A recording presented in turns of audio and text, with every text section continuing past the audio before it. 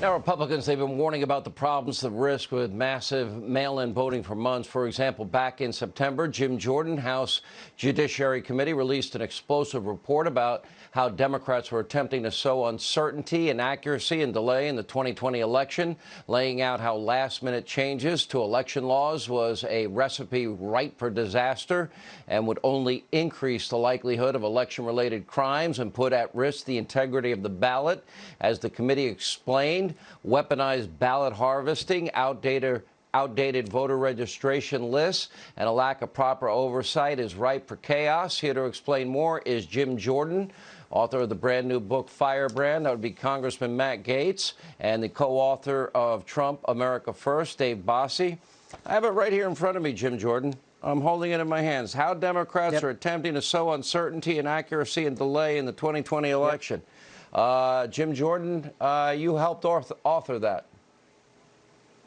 Right. And the only thing we had wrong in that report, Sean, it's worse than we thought. I've been in Harrisburg, Pennsylvania the last 3 days. I want you to think about this. Over 100,000 provisional ballots, record number in the state of Pennsylvania, allowing votes to be counted after the election, contrary to state law, contrary, as Mark Levin pointed out, to the U.S. Constitution, allowing those votes to come in after Election Day, to not be separated as was required and the basis of Judge Alito's decision tonight. Cured ballots, issue number 4. Cured ballots, remedy ballots. Some counties allowed people to correct their ballot.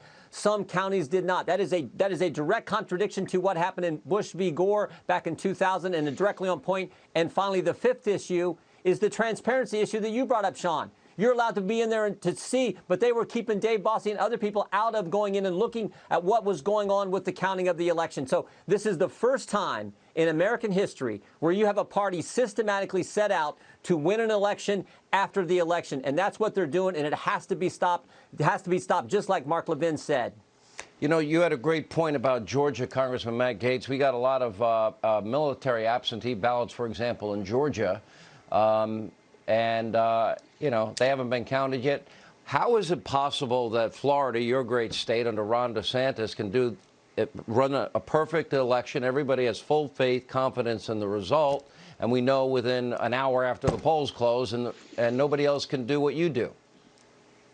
It's about when you count the ballots. You see, we count mail-in ballots in Florida before the election day. That way, there's not an opportunity for fraud-feasors to figure out how many ballots they need to manufacture in order to sway the outcome of an election. There's a difference between a recount and an audit. Every state legislature seeing these irregularities should demand an audit, and they should not be willing to certify electors to the Electoral College until those audits have been completed. And it's important to recognize President Trump is not just fighting for his own political fortune here. He's fighting for the rest of us, because if we allow dead people to vote, if we allow people who've moved out of their state to vote in that state, if we allow illegal ballots to be counted, and if we allow ballots to be counted without the transparency and observation that the law requires, Republicans will never win another election ever again. That is what is at stake. There are some Republicans who are ready to throw in the towel now and fight for a future election. There is no future for the Republican Party if we do not stand and fight in this critical moment.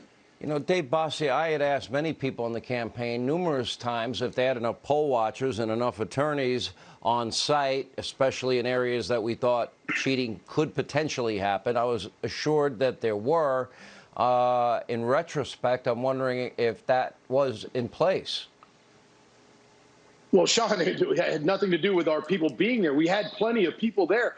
They were not allowed in Pennsylvania. That is the problem. We have ballots where there were no observers. That is in direct violation of the law and of a judge's order. And so we're going to be looking at that very closely. The campaign's figuring out exactly what our legal remedies are, and we're going to be making sure that we are fighting for this president every minute. Look, this corruption must end. What Matt and what Jim were just talking about, it must end. This president, he has been fighting for the American people for the last 4 years, and he has had 70 million American warriors vote for him on Election Day in numbers that have never been seen before, and we're not going to let him down.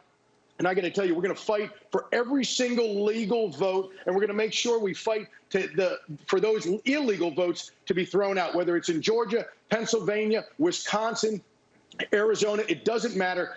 President Trump won on election night, and he is going to be reelected president. And we're here to make sure we fight for him every minute. All right.